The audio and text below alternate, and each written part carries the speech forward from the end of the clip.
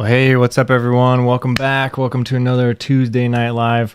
This is going to be a fun one. Got a couple of my friends on, John Truelove, which you've heard his name many times on this show before, because we're good friends. We run a lot, and yeah, and so also Majel Wells is on the show, and this is going to be a fun one because John just ran the Moab 240, and Majel crewed and paced him, so we're probably going to hear some good stories about that. John also just did the Georgia Death Race like a week ago or something, so maybe 2 weeks ago. So yeah, we're going to get some good stories with that. There's already a bunch of people here. Also wanted to shout out a couple of the new members to the channel. So John Truelove, thank you very much. Jen Rumi and Deborah Mirzwa, 3 new members this week. It's awesome. Thank you guys so much. That means so much to me that you guys would become members of this channel. So with that, we're going to roll the intro and we're going to get into this because I'm really excited about this show and really excited to start talking to these guys. They're sitting in the waiting room, so we will be right back.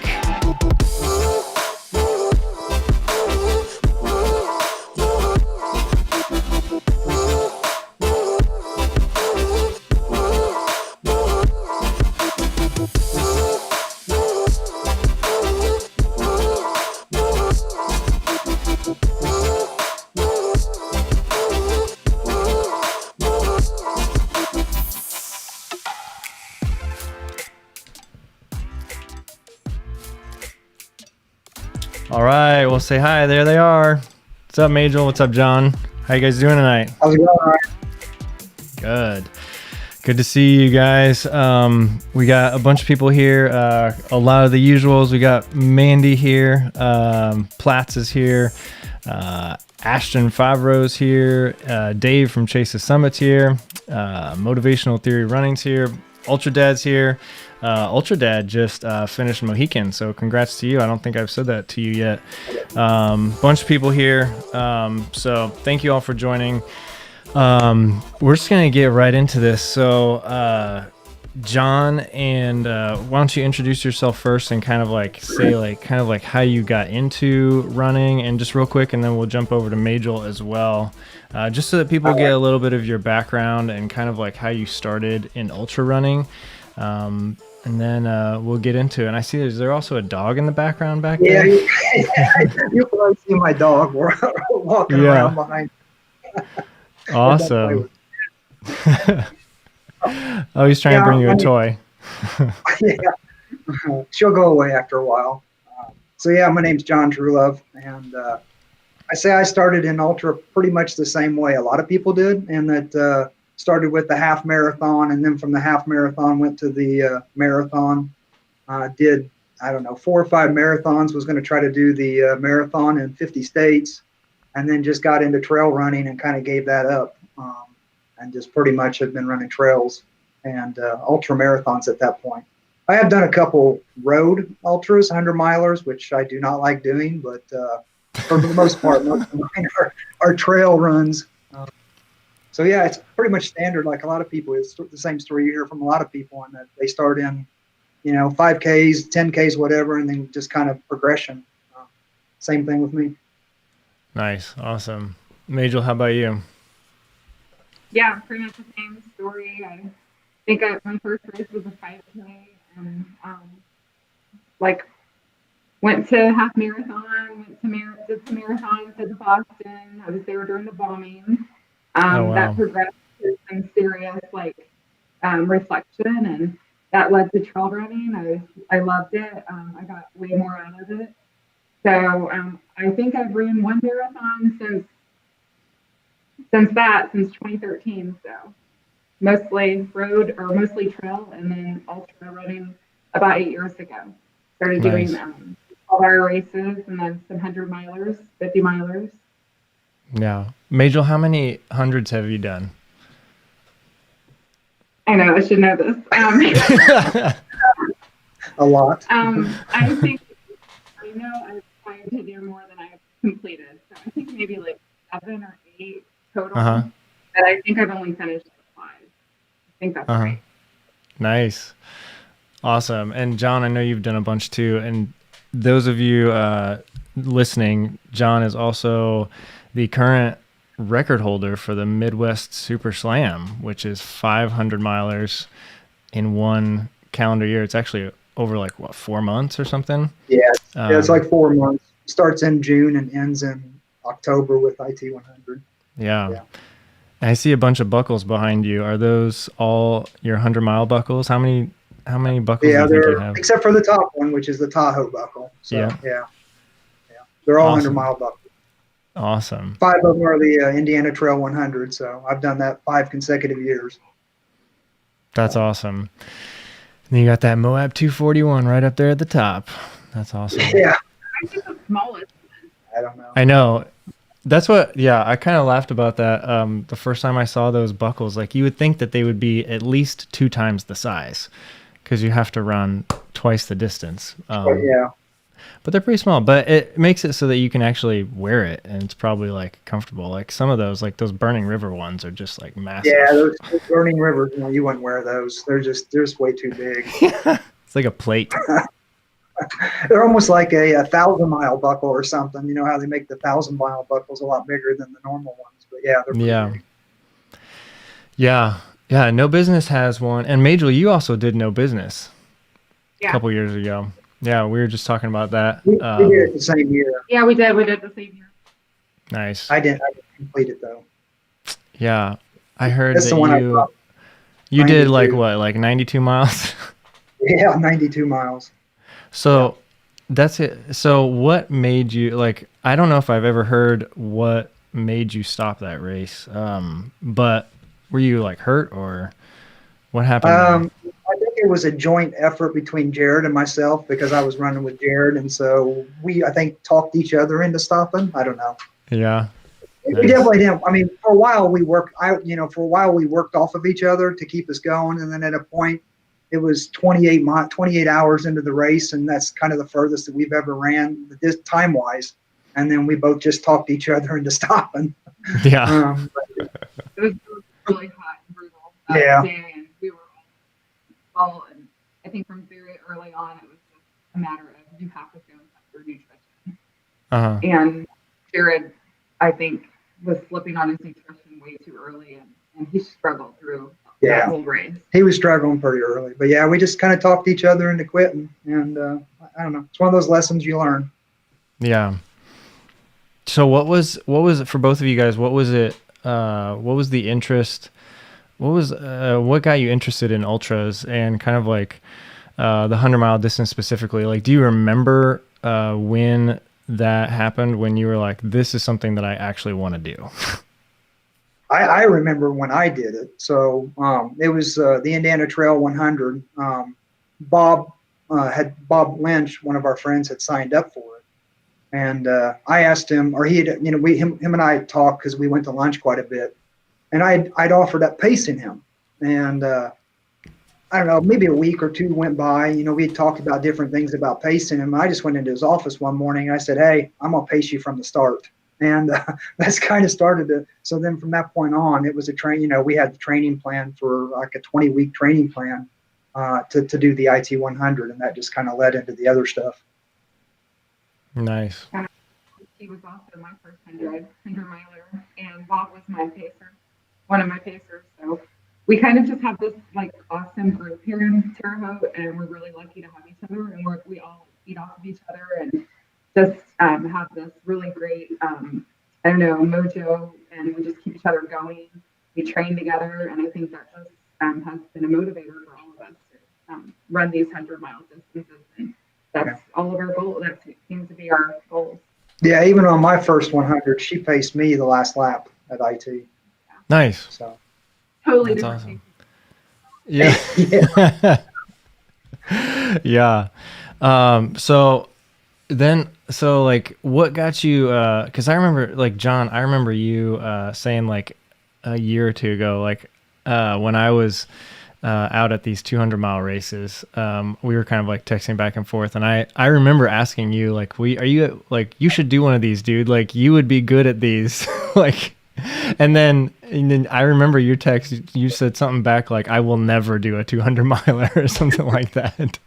So what made you choose to do Majel? Was the one that made you do the Moab 240? So there's a little story behind that. So during the summer, with COVID and all the cancellations of the races, Burning River was coming up, and it was like one of the 100 miles in this area that was still planning on having the races. And I was training for it, and I knew I was going to sign up for it, and they still had spots open. Well, I was texting Majel saying, hey, you need to get in this. Hey, you need to get in this. And so she finally, I said, she said she wasn't ready to run 100 miles. I said, you're ready. You've done enough of them. So finally she signed up for the Burning River, and she ran it. We both ran it. So then fast forward like a month, she gets into Moab. And so she starts texting me saying, hey, you need to sign up for Moab. I'm in Moab. And so then I started looking, and it's like, okay. So one night I just signed up for it. So it was Major that got me signed up for Moab. And I think a payback for me getting her to sign up for Burning River. Yeah. Majel, could you come a little closer to the microphone a little bit? Yeah. Thank you. So basically, when I signed up for Moab, I was on the wait list, and I was like, I'm never going to get in. Like, that's not going to happen. And then when I got off the wait list, it was right after I ran the 100, and I thought, well, I just finished 100. I have a little bit more time to train. So maybe if John does it with me, we can actually finish this race. Yeah. So my goal was to get John to sign up, so then we could just run the whole 240 together and just push each other. But I backed out. Yeah. So what made you back out? Oh, just mostly I was afraid that the race would get canceled because Tahoe was going to get canceled and so I just had the feeling that it would, and I just couldn't financially make it, for my family and stuff. Yeah. But I still wanted to go really bad, so it just worked out really well that I was able to go and pace John. That's cool. That's awesome. So I think it'd be really fun to kind of get you guys' perspective on the course and just what the race was like, especially in this year. Cause I was just at it last year, and people that follow the channel have seen a couple videos from Moab, and it's an absolutely beautiful place. The first part of the course is completely different than the last part of the course, and there's big mountains in there, and there's long stretches of flat sections. So John, what was your prep leading into the race? Did you do anything specifically different for this 240 mile race than you normally do for hundreds, or what was going through your head? No, I didn't do anything other than starting the research on what I needed to get as far as gear wise, equipment wise, mandatory gear stuff.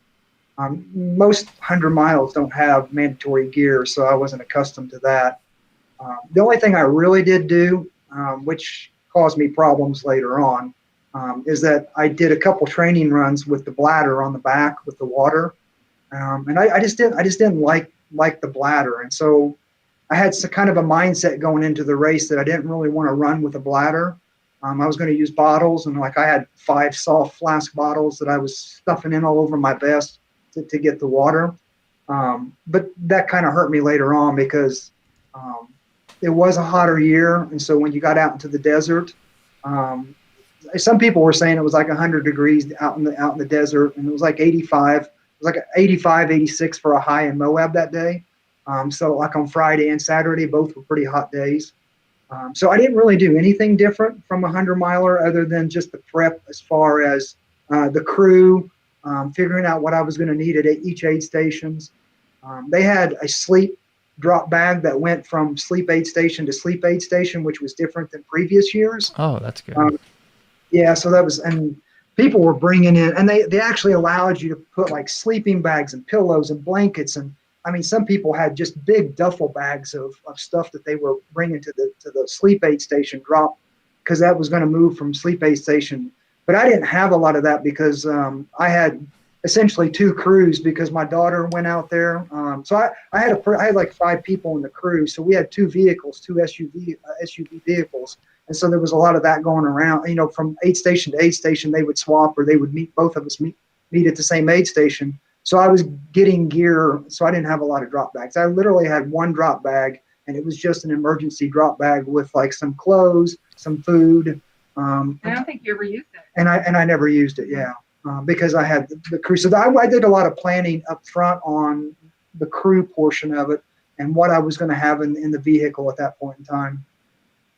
So that's a lot different than, say, a 100-mile race. Yeah. And what was your like thought process going into it about like sleep? Like, were you going to? Oh God. Yeah. So I think because I had done like a time chart. I think I maybe put down 40 minutes total sleep, and I know you laugh, which is completely different than what it actually turned out to be, because it was just under 7 hours, I think, is what total amount of sleep that I had.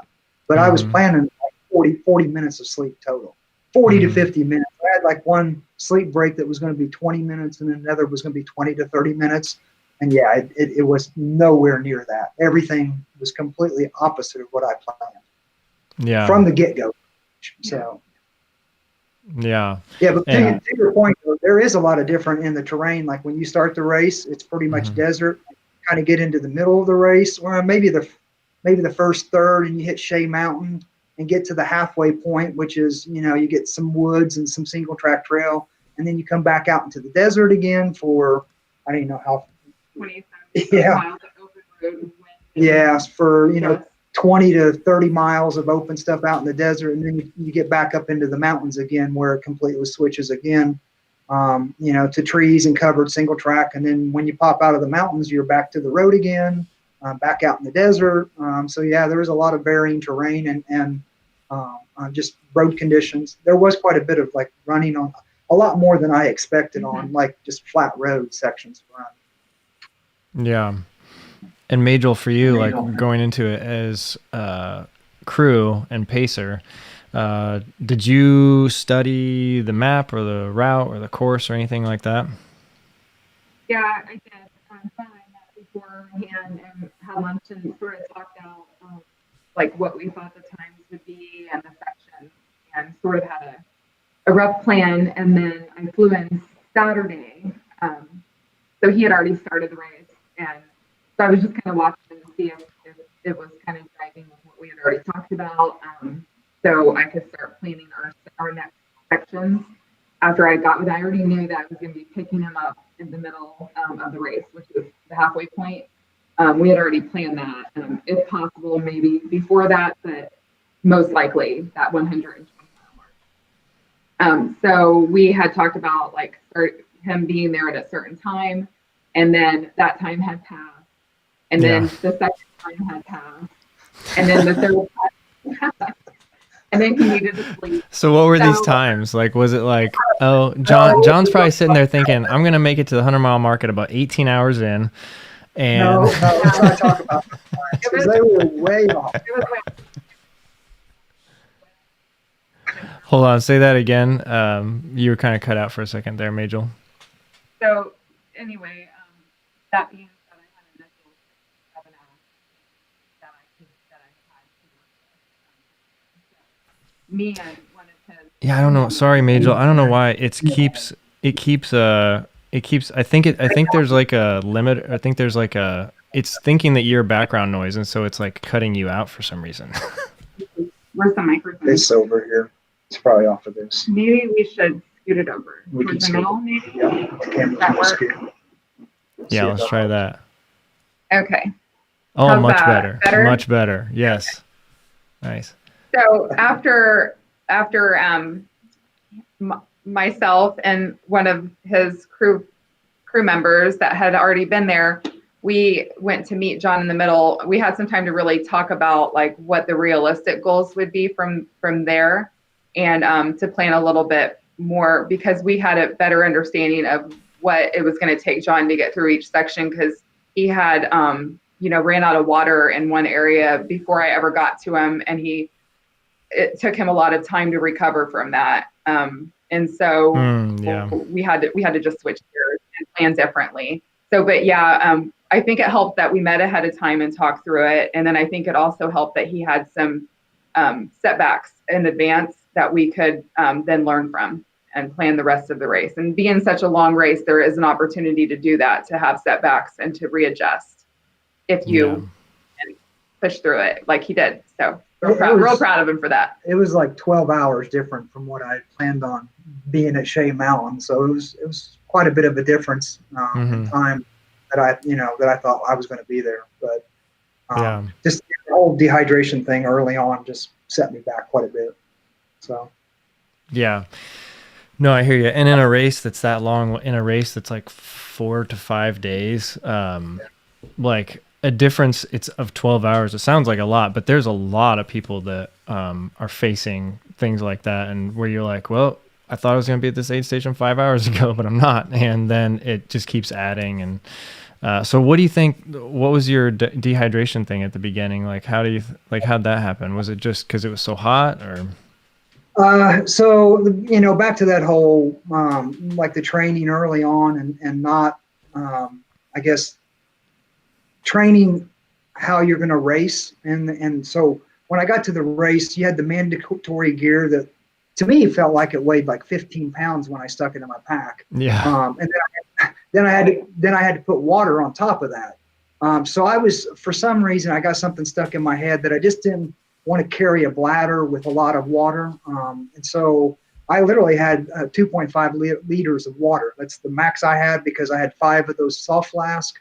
Well, we came into base camp, and that section was in the middle of the day. You had a 4-mile section where you got water only, and then you had a 20-mile section which was coming into the Breaking Bad aid station. That was pretty much all during the hottest part of the day. I ended up drinking the 2.5 liters pretty much 10 miles into that section. And so I started conserving, and I pretty much was out of water with 7 miles to go. And so then I just kind of limped along. I laid down 3 different times in the middle, in that section, and finally made it to Breaking Bad. But it took a lot out of me because, one, I was worried that I was, getting so dehydrated. And 2, I didn't know how far it was to the aid station. It was a 20-mile section, which that's the other thing with these 200s. From aid station to aid station, it just seems like it takes a lifetime. Yeah, they're long sections. But that one particularly, because it was on the first day, it was super hot out. And people that, you talk to runners going by, and some people telling me that they had 4 liters of water and they were out of water. Of course, I'm laying down in the middle of the desert, thinking I'm going to hit the button to say, come get me. And everybody that's passing me, they say, they were asking me if I'm all right. I'm saying, like, yeah, I'm all right. I'm just out of water. I'm dehydrated. And of course they said, yeah, I'm out of water too. And then when you actually got to the Breaking Bad aid station, that was the number one thing everybody was talking about in that aid station was they were out of water. Everybody was out of water in that section because it was so hot. It was so long. But anyway, I made it through. But it did take a lot out of me as far as, and even the section before that, coming into base station, for some reason, when I came out of the first time I got to see the crew, I had 5 bottles on me, but I only filled up 3 of my water bottles. And I thought it was a shorter section than it was. And we got to Jackson's Ladder, where you come down, and then there's like another 7-mile stretch, and it's complete desert. I mean, it's sand. There's nothing out there that you see. It's completely exposed. It was the middle of the day, real hot out. And in that section, I also got to about 3 miles to go to where the aid station was, and I was out of water again. So I kind of had to, limp into that aid station. I literally took 30 minutes or more in that aid station, drinking Mountain Dew, rehydrating. I ate some watermelon, but it was a back-to-back thing like that. I got dehydrated a little bit in that section, and then the next section was, I severely got dehydrated in there.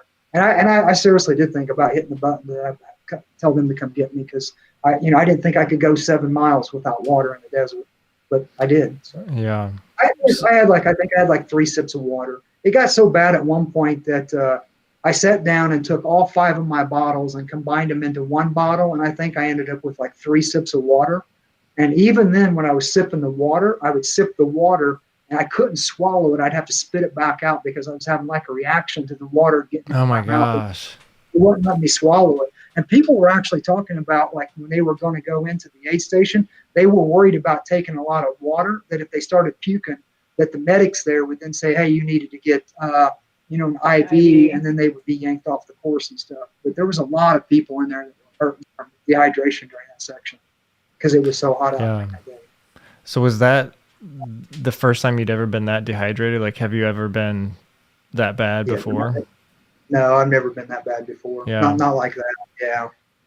I was serious. Like I said, I laid down 3 different times, and there was a couple reasons I laid down. One was because I just wanted to make sure I wasn't overexerting myself, so that I was going to use more water. I wasn't going to consume more water, but I was also just trying to take it easy and kind of get to the next aid station. But I did think about hitting the button. But one time I laid down and I thought about hitting the button, and I'm looking up, and it's nighttime, early night, like, I don't know, 10 o'clock or something. And I'm looking up in the sky, and I'm like, yeah, I bet you Majel's flying over above me right now. And if I hit this button, she's going to come here and not be able to pace me. Yeah, she'll be mad. Yeah, she'd be mad, yes.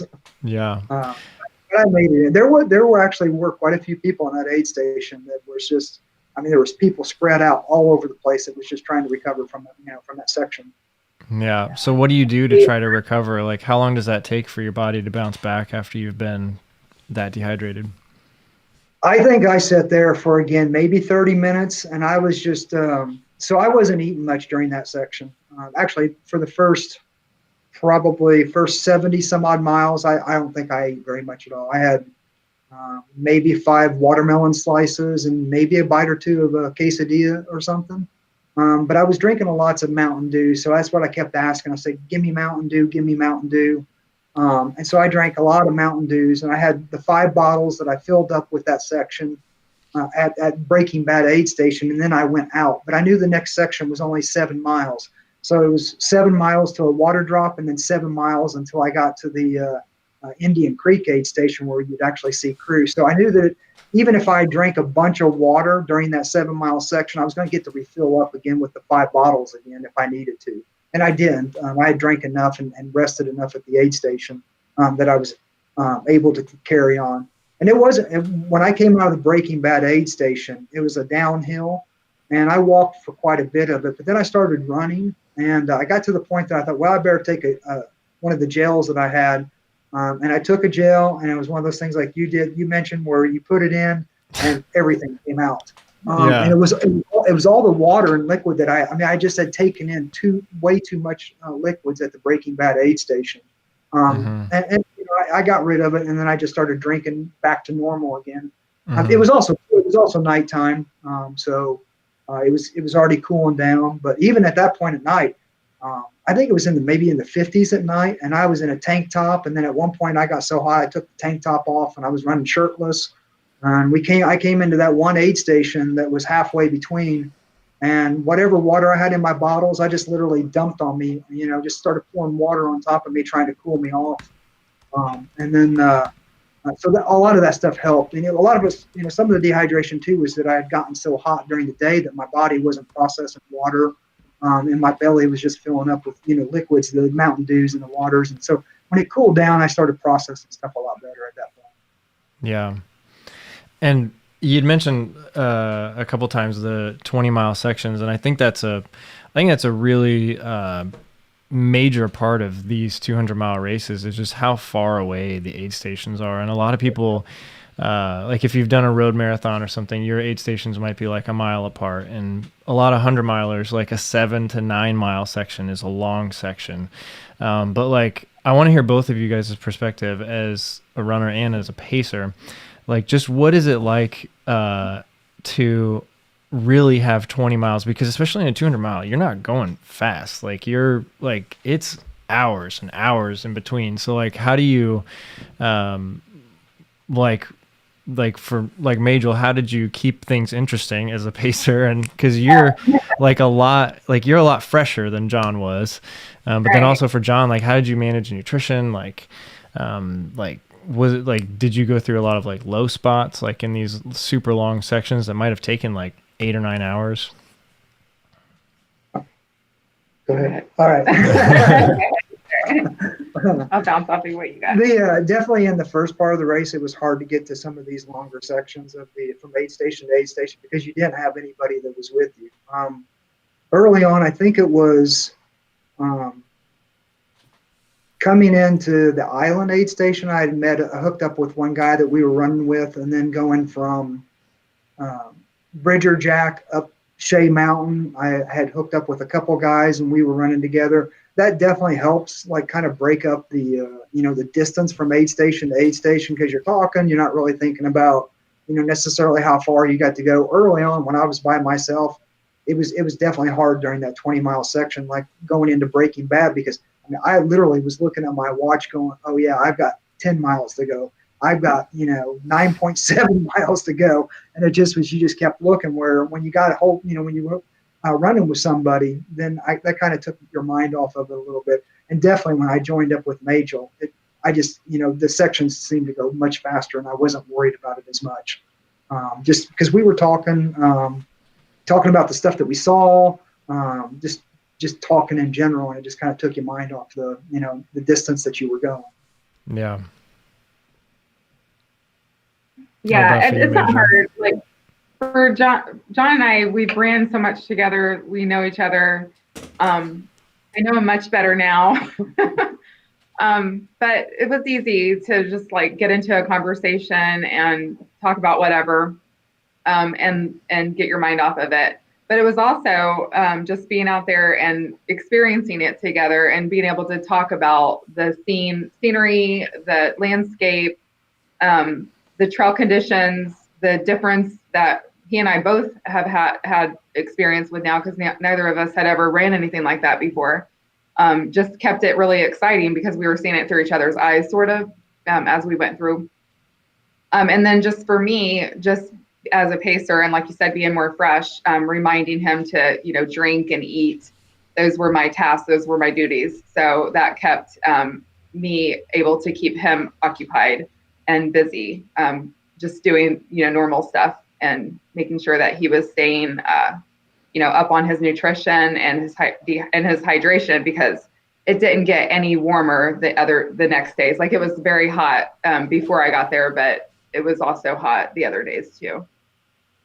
We both had music that we had with us, and Mm-hmm. I think there was one section that was a good running section, and we had pulled out our headphones and just, I don't know, maybe 30 minutes, an hour, I think. Yeah. We ran with some music listening, but other than that, we didn't put headphones on. We were talking to each other the whole time, and so I mean, we did have headphones and music we could have put on, but the only reason why we did it during that section is because it was the downhill section that was it was that 22-mile section that was just all downhill, and so we just got in a good running rhythm at that point in time. So you weren't really going to talk, so we just put music on. But other than that, we were talking, taking pictures. I'd give her the GoPro, and That was fun. Yeah. How much did you use that GoPro? Is there going to be some footage we're going to see soon? Well, there was some footage already on the Facebook stuff that I posted. Okay, yeah, I saw some of that. Yeah. There was a lot. There's a lot that didn't make it. Yeah, I'm sure. Got short stuff that I posted. Yeah. So Majel, we have something in common. We have both paced this guy over here, John, at different races. And there were some moments where, as a pacer, you're trying to get your runner to do something, and they just won't do it. So do you have any funny stories or anything, maybe something that would really embarrass John to share? All right. So I thought for sure going into this that John was going to be stubborn and hard-headed, and I wasn't going to be able to get him to do the things I wanted him to do. But to be honest with you, he listened to everything I told him to do. And I don't know if it's because when I got to him, he had already been through such, such hell. Yeah. Willing to listen. But I do have funny stuff because we had some major hallucinations. And it wasn't just John being out there after 200 miles. I had hallucinations after 100. That was the farthest I had ever ran. And we got into this section. Now I'm fast forwarding to the end, but that's fine. There was there was hallucinations before that, but at the very end, we started seeing the same hallucinations, and it got really weird. What? Really scared. Yeah. So, but it does play with your mental capacity and being out there. We were on the fourth day. I think we were on 2 days together, and just being on like 2 nights in a row. I think we were going into our 3rd night in a row with no sleep. Well, barely any. It's just interesting what your mind is telling you you're looking at. So there was some funny things to look back on for sure. Yeah, because I saw the hallucination first, and what I was seeing, I didn't believe what I was seeing. I said, Majel, I said, I'm looking at this rock here, and there's this hallucination going on. And I said, what do you see on this rock? And she told me, and I'm like, oh my God, she's seeing the same thing I am. So What were you guys seeing? Oh, we can't say. Oh, okay. What were some of the other hallucinations that you guys were having? She at one point said the rocks that she was running past looked like bags of flour. It was like I was at the grocery store, and I just kept seeing like bags of flour and sugar. And I was like, is that flour or is it sugar? Like, why am I at the grocery store? But there was this one interesting one we saw during the daytime in a canyon. Actually, I think John saw it first. He was like, do you see that Teenage Mutant Ninja Turtle over there? And it was like just this shadow on the canyon. I think I talked her into that. Yeah, and I was like, I think I'm seeing it. Yeah. Well, yeah, I did. I really did. I saw a Teenage Mutant Ninja Turtle inside of the rock, and it was just huge. And she's like, yeah, I see it too. And I'm like, yeah, it was weird. I did later on. She said, oh, that looks like a bag of flour. And later on, I started seeing them too. I never said anything to her because we'd already experienced a couple of hallucinations together. It's like, I don't want to tell her that I'm seeing them. Really creepy. Yeah, I don't want to tell her I'm seeing bags of flour on the ground too. But I was seeing them. So, and the hallucinations are real. You don't think you're going to, because I heard everybody talk about the hallucinations. I'm like, I'm not going to get hallucinations. Yeah, you absolutely get hallucinations when you don't sleep that long. You literally have you ever had them during hundreds?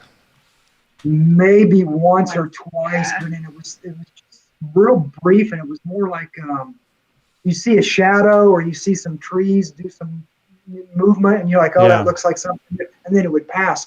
But these were hallucinations that when you stared at them for like a minute, you're like, they're not going away. No. They're just there. They're not, and I can't believe I'm seeing that, And so, yeah, they were real, the hallucinations. So I was not expecting that because I thought for sure, just like getting some of the sleep that I did, that I wouldn't have those hallucinations, but I did. And I experienced other ones as well, too. Even before Majel, I joined up with Majel.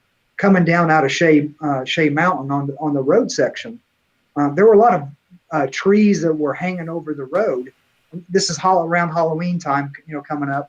And I kept seeing like they looked like Halloween decorations, like the witches on like the brooms that were sticking over the road. Yeah. Looked like one of the tin cutout things. I saw some pumpkins like hanging off the side of the trees. I thought they were decorations because we were running down a road and there were houses. I thought somebody had decorated, along the edge of the road. And as I got closer to them, I was like, oh, those are branches of trees hanging over the road. And so, it's like, oh, I saw pumpkins and witches and, on the decorations they weren't there. So. Oh my gosh. Those are mild ones though. So those are the ones you can like, oh, I laugh them off and you kind of keep going, right? But that one that we stopped to look at the rock was yeah. So yeah. But it was like at the very end. I think we were maybe, 5 or 6 miles from the finish line. Yeah. Oh my gosh. Yeah. I've never had any during hundreds except for the first one I ever did, Grindstone, and that was because that was like on the second night I started having them, but that was because I'd been up for like 46 hours or something like that. Right. And so when did they start for you guys, on the second night or the third night, or when did they start? Mine started on the second night, and then I had them from that point on at different times. Yeah, second night for sure. Yeah.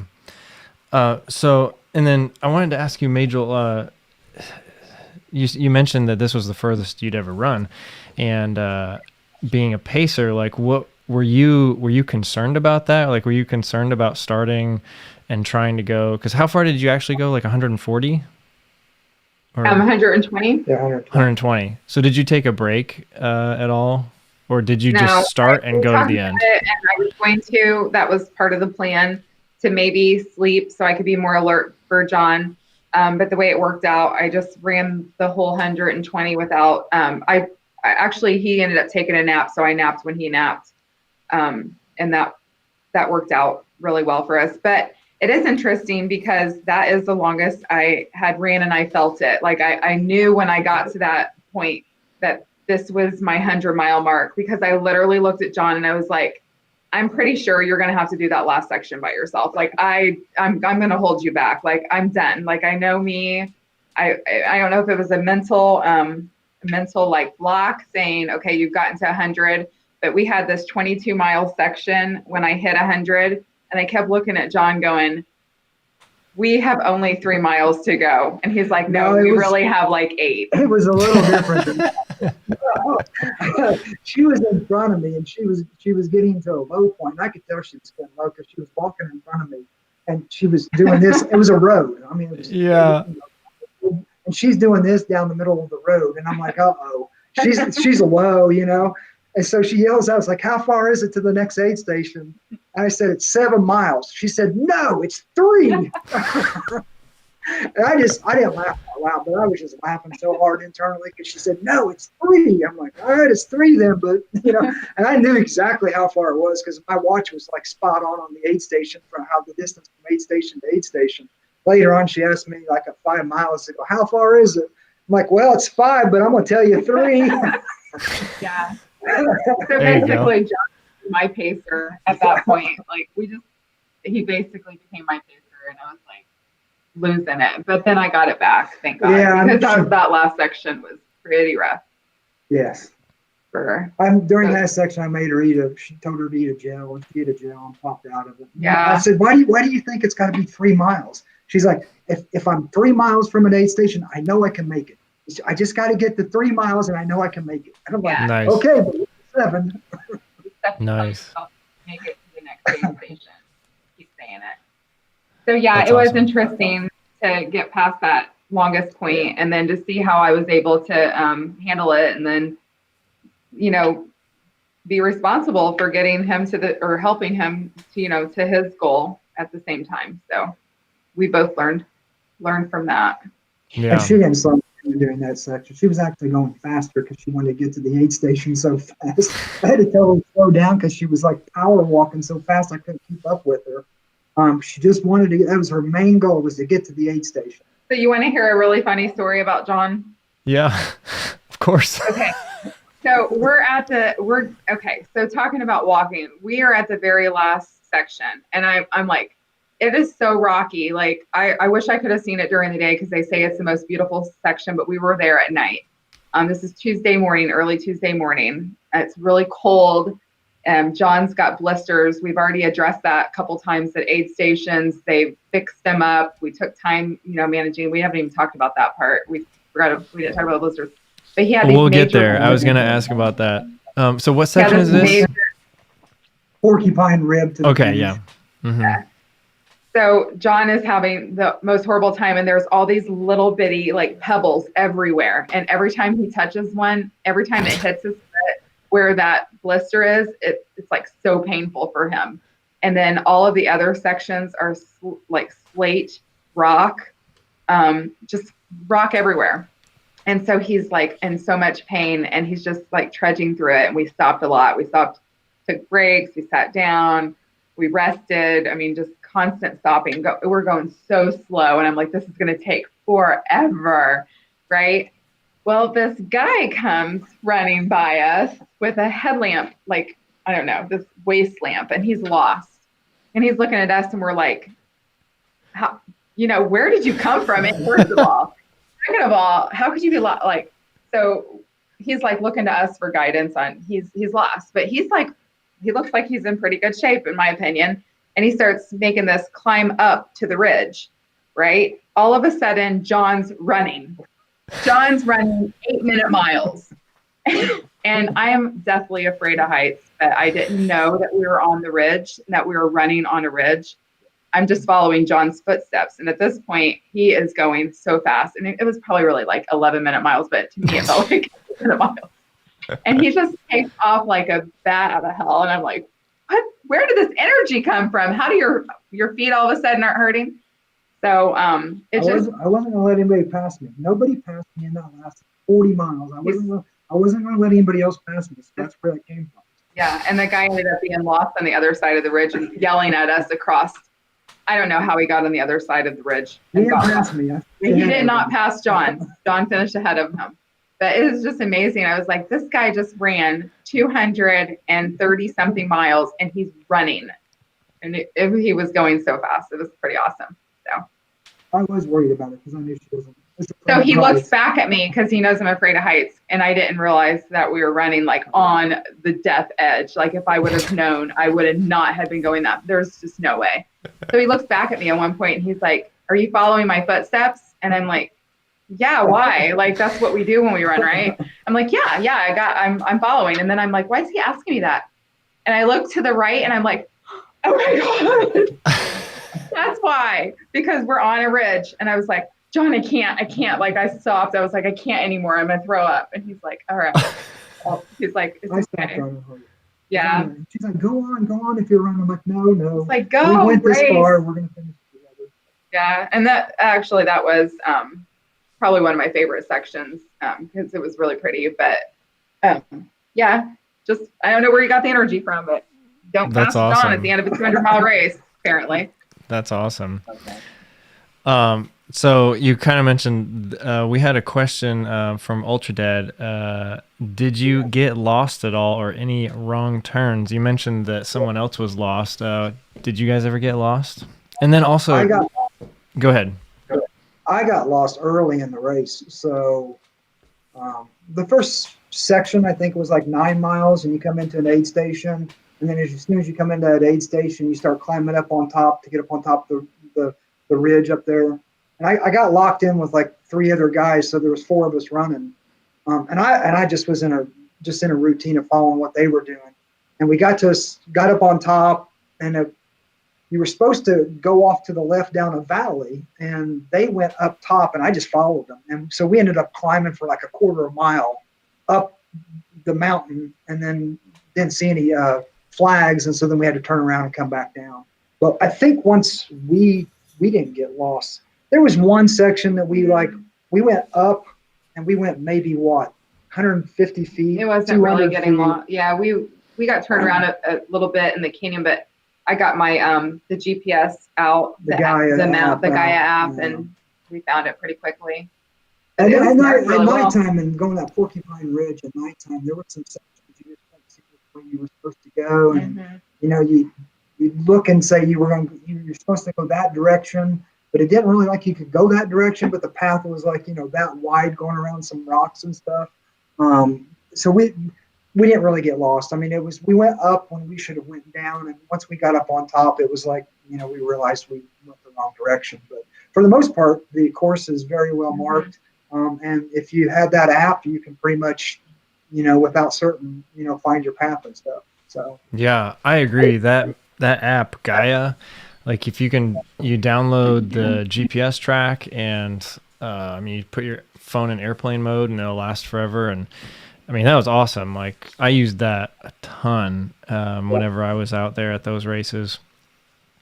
So we used it up in the mountain once because there was a section up there that wasn't really marked that well. I think there was I think it was marked, but I think they were removed or something. They got knocked down because it was pretty tricky actually. If we wouldn't have had the Gaia app at that point, we might have lost some time trying to figure it out. And then in the Porcupine Ridge section, we used it that. But other than that, we didn't. The course was marked. It was marked really well. I mean, for 240 miles, yeah. Yeah. Awesome. So we have a question from Motivational Theory Running. How much different is the pacing strategy for 240 versus 100? For John to pace himself or for the pacer? I think we're talking about minutes per mile sort of thing. Oh. John, I know you go out like just guns blazing and run your first. I did. I ran hard at the start of the race, so I got to get dehydrated, and I just slowed down at that point in time. Yeah. I don't know that after that section, after like say the first 72 miles and I got to the Indian Creek aid station, I don't know that I really thought about pace. I knew, I had a lot of time left, and it was just more, it wasn't really more about pace. It was more about, definitely during the daytime, it was about trying to stay cool. There was a section from the island to Bridger Jack that I think was like 18 miles. And I just did a lot of walking during that section because it was the middle of the day. And there were times that I just found some tree that was big enough for me to lay underneath of it to find shade just to cool down a little bit. So it was more about trying to stay cool and not necessarily a pace at that point in time.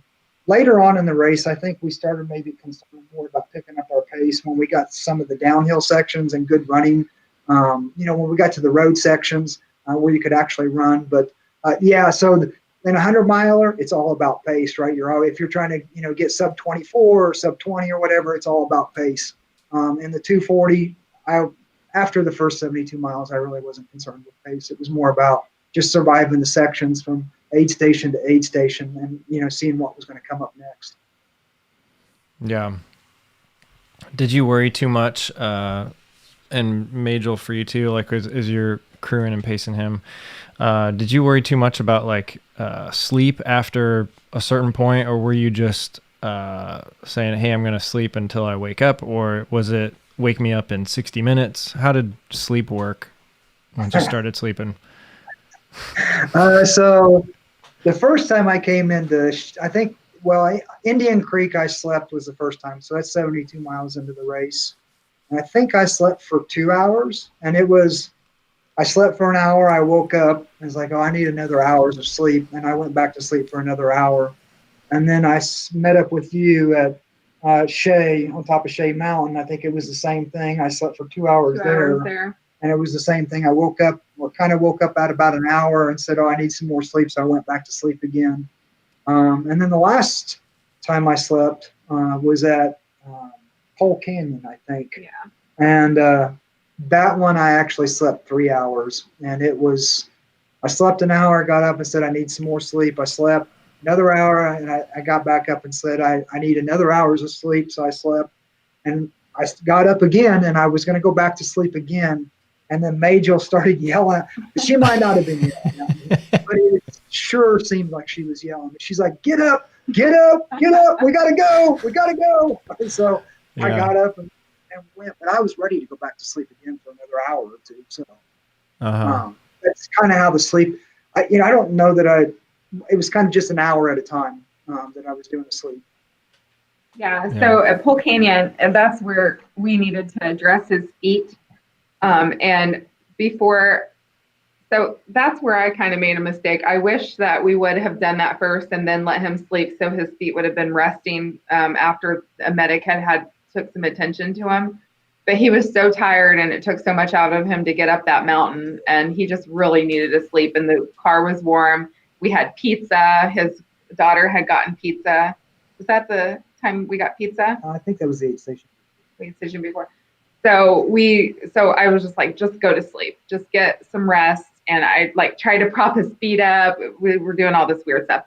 But after the third hour, I just knew that I had to get him up, and then we had to get moving. So we went to the medic tent. They fixed his feet, and I think we maybe took another 20 minutes there to get all fixed up. And she was like, "You're good." She said, "It's not going to be that bad. You're good to go." And so I think the 3 hours was good. And what was going on with your feet? Was it just blisters, or was it other things going on too? No, it was just a blister on the left foot that got pretty big. It was big.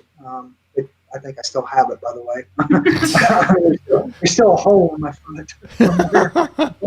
Because he ran GDR also, a month later. Not even a month. Yeah, after Pole Canyon, I didn't sleep again. No. Yeah. No. And so that was, I think I went almost 24 hours after Pole Canyon without sleep again. So. Wow. And what was it like? Because Moab, one of the things that surprised me a lot was that since it's later in the year, the weather and the environment difference, like mainly the temperature, things like that, swings. So like the swings are so big. Like you were talking about running in the desert during the day, and then at night, like when last year when I was there, it got down in the 20s at night. And I was like waking up in the Jeep, sleeping like with numb feet, because it was so cold. And like, how, like, did it get, I'm sure it got that cold this year for you guys too, but like, how did you manage that with clothes or with pace or with whatever? It didn't get, so it was warmer years. So most of the, like the first 2 nights, it didn't get that low. I mean, it was down into the 50s was the lowest that it got.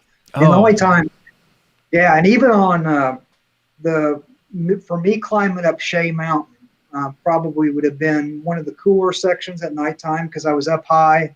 The wind was blowing. I still was in a tank top, and I was still sweating so bad going up Shea Mountain.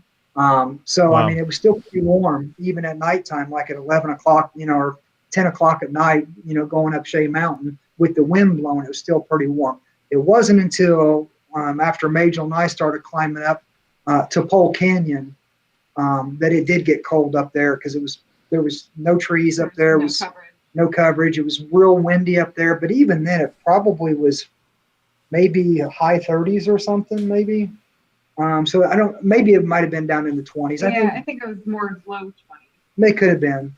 But there it was wasn't it wasn't like it was the year before where it got down to single digits and there was snow on the ground. And it was just one section. And actually, when we got back into Pole Canyon aid station, from that point on, it was pretty much warm after that point. We'd put so much clothes on. Yeah. We had put so many clothes on at Pole Canyon when we came out and got in, started going from Pole Canyon to Geyser Pass. It was 10 minutes into the section that we were stopping and taking all kinds of clothes off and packing them in our packs. Packing them in our pack. Yeah. Because we just put the clothes on. Yeah. So did you just have all those clothes like in your moving vehicles and everything, and you could just like put on what you needed at different times? And there was my daughter and her boyfriend and my son. They met us at Pole Canyon, and they had everything in the Jeep with them. So we had all the nutrition, any kind of stuff that we needed was all on the multiple, different types of clothes, jackets. Just everything was in the Jeep at that point in time. So yeah, we picked up some stuff at that, gloves, hats, etc. That was only the only really section. And to be honest, we'd already went through the coldest part, and we didn't need half of what we had. No, probably not. But we thought we did. Yeah. Because we were so cold in that section, so we wanted to be prepared. But one thing I would say is that that was probably what the make or break of the race was. John having all of that stuff and having a vehicle to sleep in, and even 2 vehicles. That was really smart, and it really served us both well to have a place to go and rest, both separately, and then also to have all of that extra gear at our fingertips every time that we had available sections where our crew could get to us. That was really an important part of the race strategy. Yeah, we had a good crew. I mean, Emily, my daughter, her boyfriend, my son, and then Majel was there. And they kind of rotated off aid stations at different times so that they weren't just exhausted going from one aid station to the next. But we had 2 vehicles. One of the main purposes for the 2 vehicles was my daughter had to leave early on Monday, so she had to have a vehicle so that she could drive back to Salt Lake City to fly out. But it actually worked out real well having 2 vehicles so that they could rotate in and out. Yeah. No, yeah, that's awesome. How many different pairs of shoes did you wear? I had 3 pairs of shoes. And speaking of shoes, I had the Olympus, the 4.0s. Uh-huh. Yeah, that was not the right shoes to be wearing during that. Not the right shoes? No. That's like your go-to shoe, isn't it? Yeah, but so they changed in the 4.0s. They put that mesh on top. And I had gaiters on. And even with the gaiters on, I could not keep the sand out of my shoes. The entire race, I had sand in my shoes. Every time I stopped and would take my socks off, I'd have to shake them out. I mean, there was just so much sand in my shoes from the mesh getting in there that at one point I took the gaiters off because they weren't really helping at all. Part of the time that I thought I had a blister on my right foot, it wasn't a blister. It was just sand gathered up under my foot. Yeah.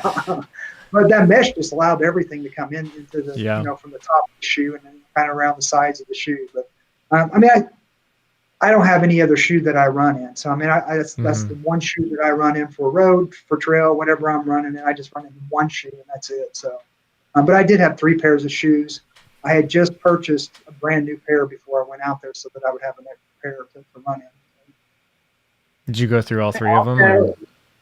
I did use all 3 pairs. I kind of spaced it out to be like, that 80-mile mark that I was switching shoes out. So nice. I also had the Olympus 4.0 going into the race, and I lost one. So if anyone out there finds an Olympus women's size 8 brand new shoe, I will literally be your best friend. Tell me it was at an aid station that you lost it and not like in between aid stations, like while you're running. Yeah, I think it was at the. I think it was when I was like, I don't remember. I forget the name of it. Dry Valley was it? Yeah, because I changed my shoes outside of the car, and I think I just somehow managed to only get one shoe into the vehicle because, like he said, they were not the best shoe to wear out there. I'm a Hoka girl. I love my Hokas, and those served me really well out there. The Hoka. That's one thing I would have done different is that I would probably pack more socks, just try to do every 30 to 40 miles, because the sand really did get in your shoes. I don't know if other people had problems with them. I had problems with it because I had blisters I had a blister on my left foot, but then I felt like a blister on my right, but it was just a lot of sand in there, and it just made it uncomfortable to run at times. Yeah. What type of other gear did you find came in handy? And then have a question from Seatown fan that says, what's something you didn't carry that you wish you had? Ooh, a bladder in the beginning. Yeah, I definitely started with a bladder. Yes, absolutely. If not, the problem with the way the race is that you come into 18 miles into the race and you get to see your crew, but then you don't get to see your crew again for another 55 miles. So you have to make sure that when you see your crew at that 18-mile mark, that you get everything that you think you're going to need for the next 55 miles. It was also some pretty good running up to that section, so you may not have necessarily, I wasn't definitely thinking about what I needed for the next 55 miles because I was in a good pace at that point in time. So definitely a bladder. I definitely would have carried a bladder. Even if you didn't fill it up, it could have just been empty in the back.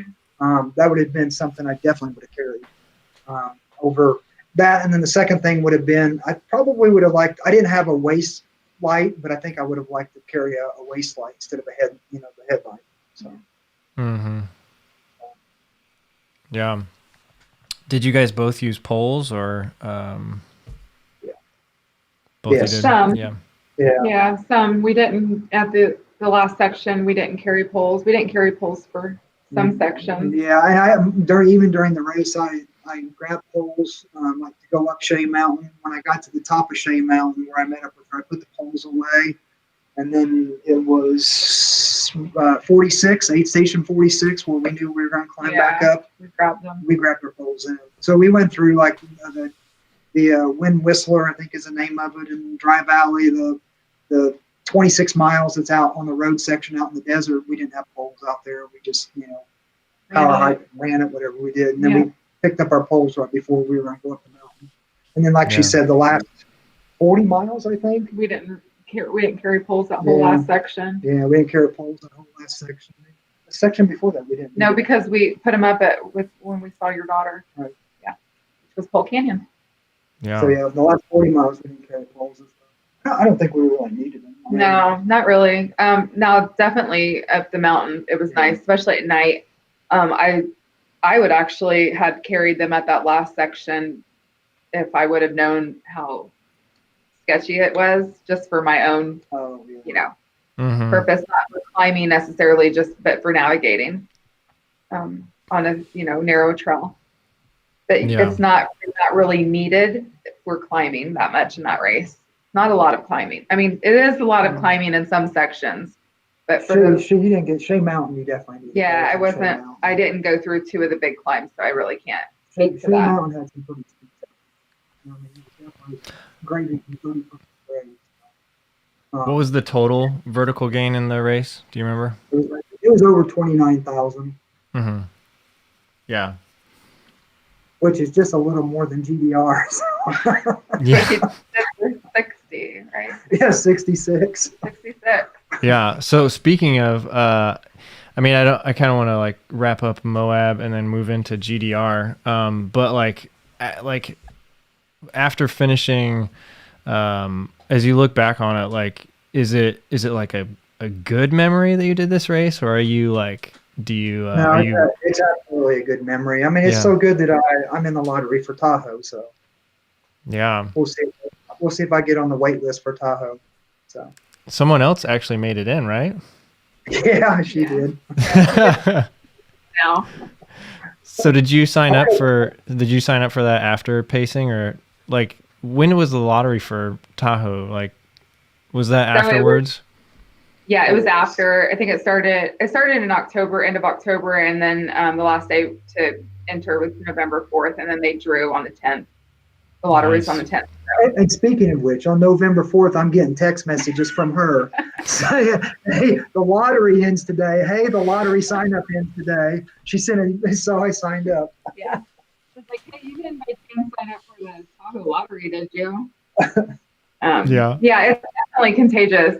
It's if you like adventure, if you do 100-milers, you already like adventure racing. You already want to push yourself to the limits. You're already that type of personality. So this just gives you, that extra challenge. And yeah, it does sound like, especially if you like to race fast, like John likes to race fast, and I do too. 100-mile is more manageable for something like that. And if you really enjoy to push your limits and also come out with a very fast race, 100-mile is both. It can be both. It can be, that long distance, but also you can do it fast if you learn how to run that distance. If you know yourself. But that 200-mile is it's just so far out there. There's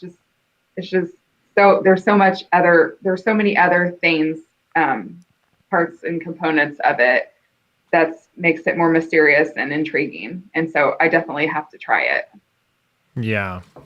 And I mean, you got into a good one, like Tahoe, that was just it's a spectacular race too. Like, it was definitely I will say it was the easiest to get around. Like, so if you have a crew, like it's pretty much a breeze to crew Tahoe. Bigfoot was an absolute nightmare. Moab there were some pretty tough parts to get to, but a lot of Moab was drivable, but Tahoe is like, I mean, you can just zip around there and it wasn't too bad. So that's good. Have you ever been out there? My daughter just moved to Reno. I was just out there last week moving her. That's right. Yeah. I saw that on here. Yeah. 40 minutes drive, and we went to Lake Tahoe while we were there. And actually, I was in Tahoe when I got the information when they drew my name in the lottery. So pretty exciting. And we went into the mountains and drove around Lake Tahoe that day. So nice. Yeah, I got a free place to stay. So we're nice. That's awesome. Yeah. That's so cool. Well, I'm excited for you. Terre Haute and Mary Walker's in as well. So Majel and Mary both are in Tahoe. Yeah, Mary's done Tahoe before, and she's done Moab, and now she's gonna do Tahoe again. Nice. So hopefully I'll get in on the wait list. Yeah. Yeah, that'd be awesome. And then, so you were also signed up for GDR, and that was supposed to happen a lot earlier in the year, and it got pushed back. So you decided to just do it anyway, like what, 2 weeks after Moab or something? 3 weeks? It was 4 weeks after. 4 weeks after? How was that race? That one's a brutal race.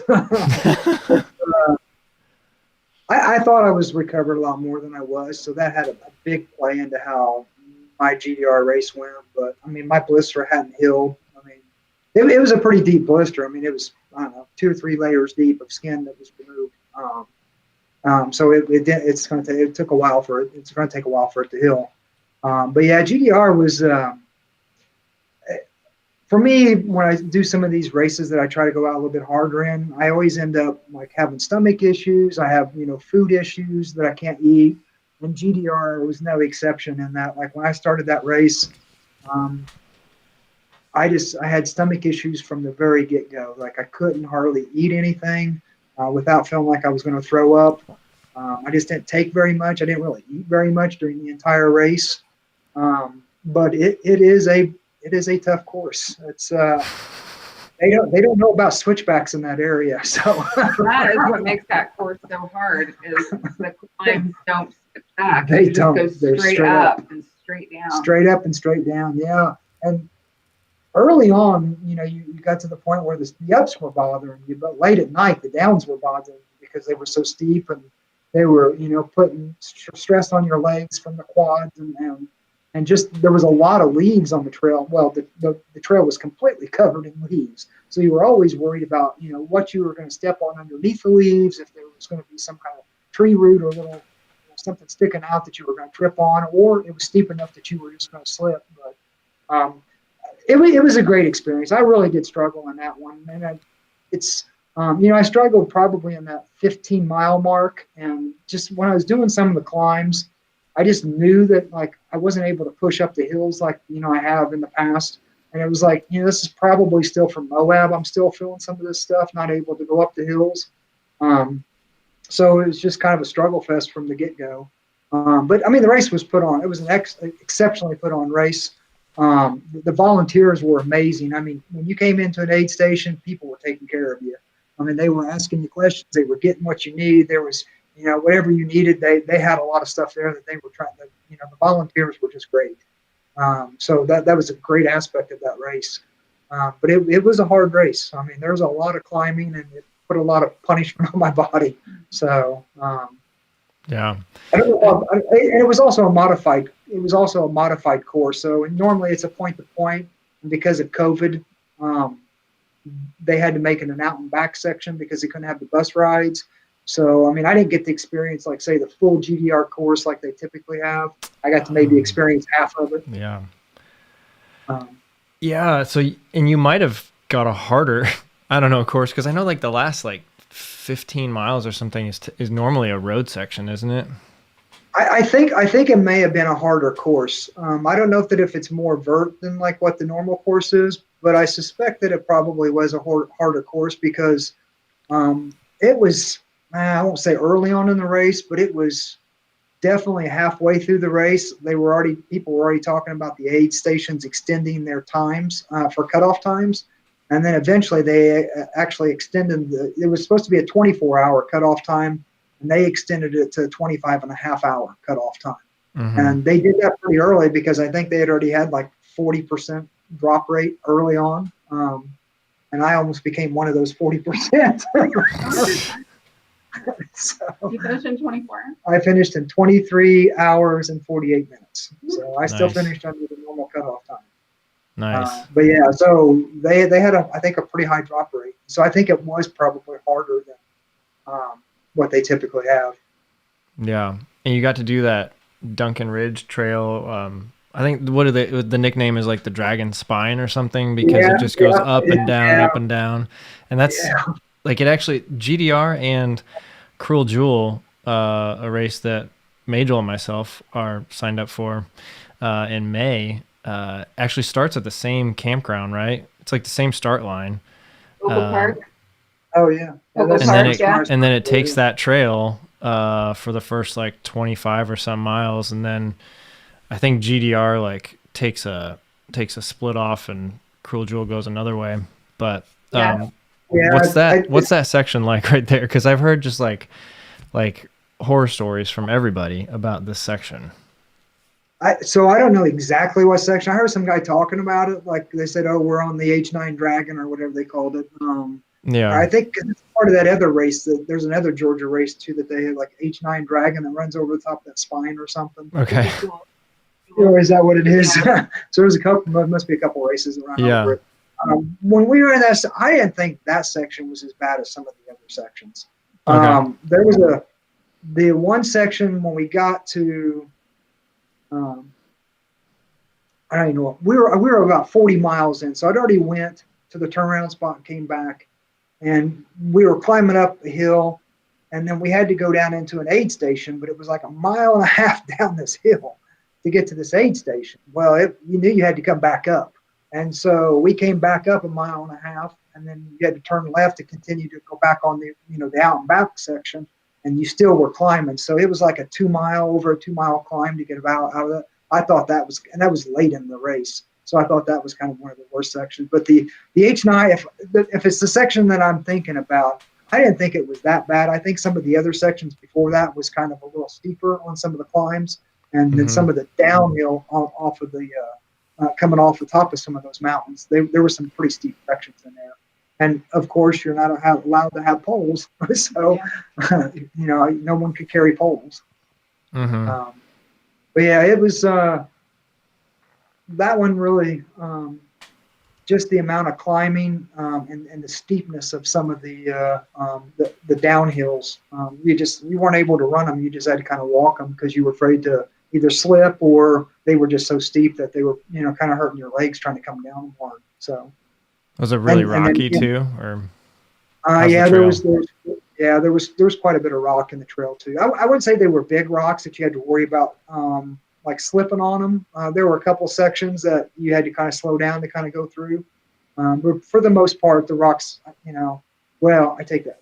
So I did have a rock early on in the race, probably about 9 or 10 miles into the race. It may have been about 11 miles into the race.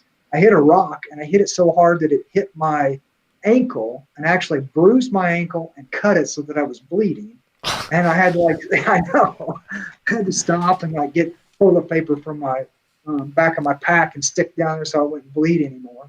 Oh my gosh. But I also did it for padding as well, because I kept hitting my ankle either with my foot, or another rock would hit it, or a stick would hit it. And it just kind of hurt because I bruised it so bad. And afterwards, there was a visible bruise on my ankle from where that rock had hit me. And that was pretty early on in the race. But once I put some of that toilet paper to stop the bleeding and kind of padded a little bit, I was okay. But other than that, you just kind of slowed down when you saw the rocks, and you were okay. I didn't have any problems where I was afraid of slipping, or I just slowed down. But I was also going pretty slow too. So 23 hours and 48 minutes is that's the back of the pack cut off times. Yeah.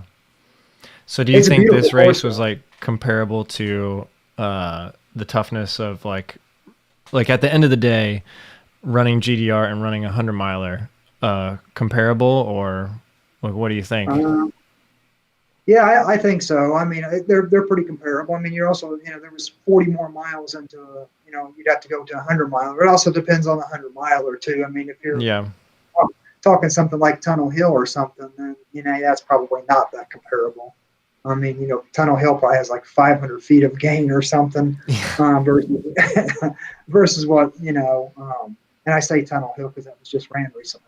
Last weekend. Yeah, I think the 100-mile and the 50-mile trail records were just broken. Yeah. So it's definitely comparable to say running IT 100 or Mohican. Definitely comparable to Mohican, Kettle, all those. The races are definitely comparable to that. Even if you're only doing 66 miles, there's still a lot of climbing. And the biggest thing is just, having poles would have helped so much on that course. Yeah. Both on the downhill sections and on the uphill sections. But I saw a lot of people grab sticks and use them as poles, but I didn't do that. So. Yeah, I watched a YouTube video of a guy that just finished it, and he came across the finish line with 2 huge sticks that he said that he carried for 40 miles. I did see people carrying them, so. They either had 1 or 2. Yeah. Well, that's pretty awesome.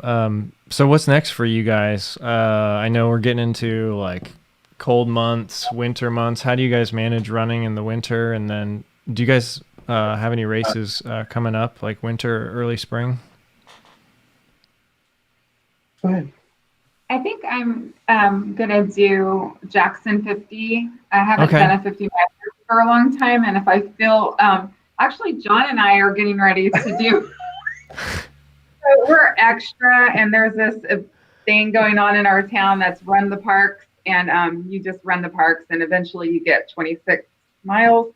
But me and John want to make it an ultra because you're already at 26, right? Yeah. So we're gonna plan it to where it's gonna be a 50K instead of 26.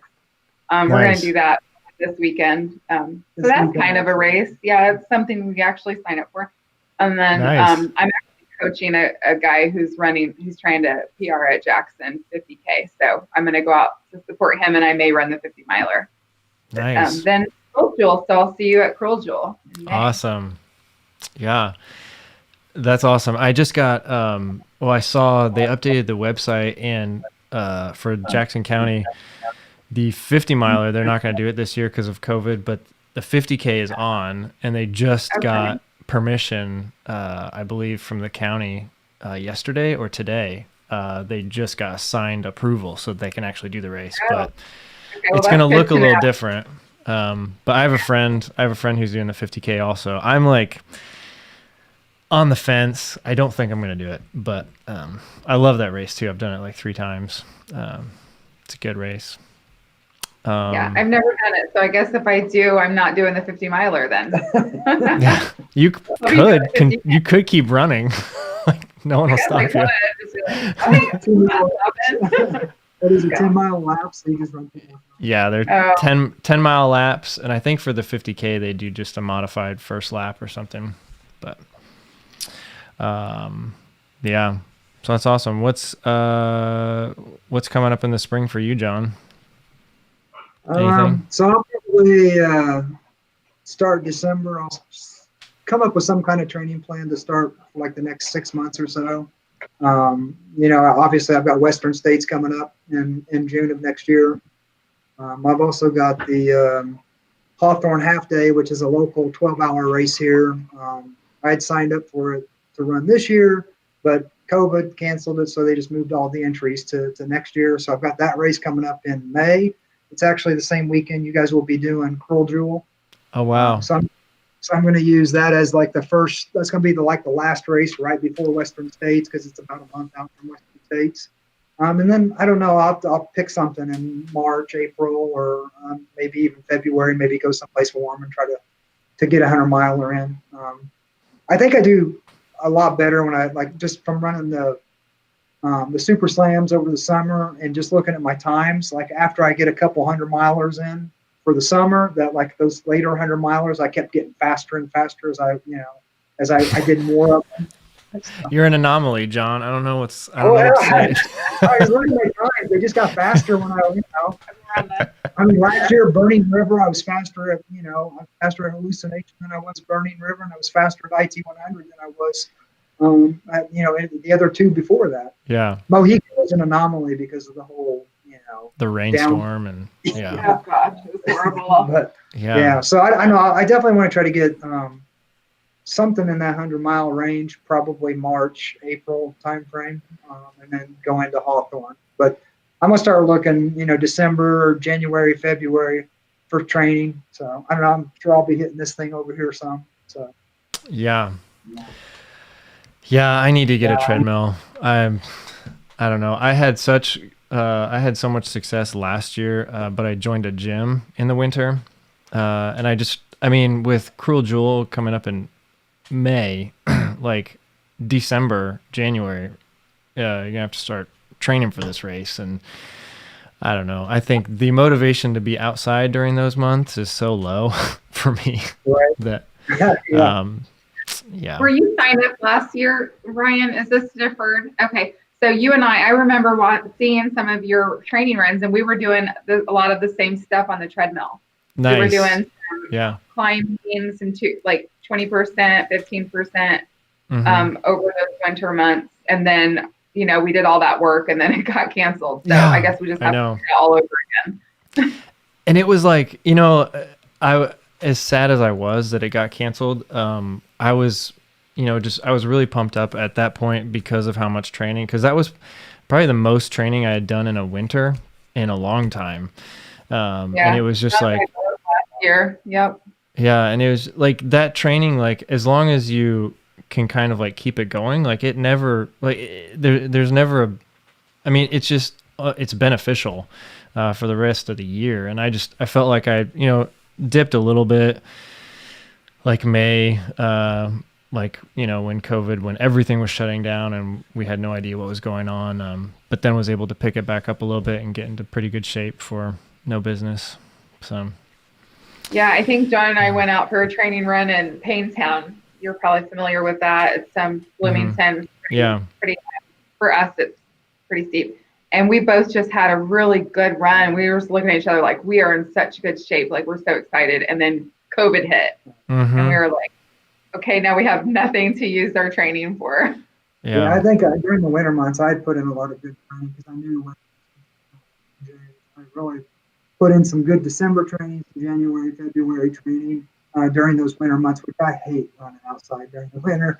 I don't like putting on 3 layers of clothes. I don't like putting on jackets and sweat from the inside out type stuff. I hate that, but you got to do it.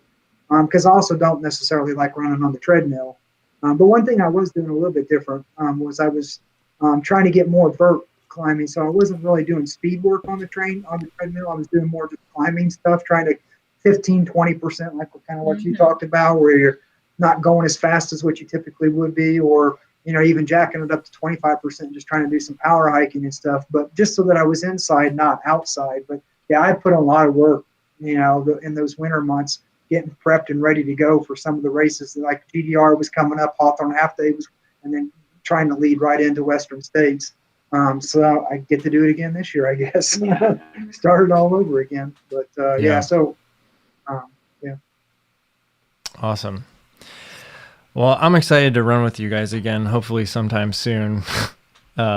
Maybe. Yeah. So, but yeah, thank you guys so much for joining me. This was fun. Just being able to talk about all that stuff. I love hearing stories, some of these Moab 240 GDR. Looking forward to the future. So thank you guys. Thank everybody that joined. Lots of good questions. We didn't get to all the questions, but there's just a lot to talk about tonight. So I'm going to wrap it up. But yeah, thank you guys for joining. Awesome. Well, we'll be back again next week. Stick around, John and Majel. I'll hang out with you guys for a second after this. But that's it for tonight. Thank you all for joining, and I'll see you again soon. Bye.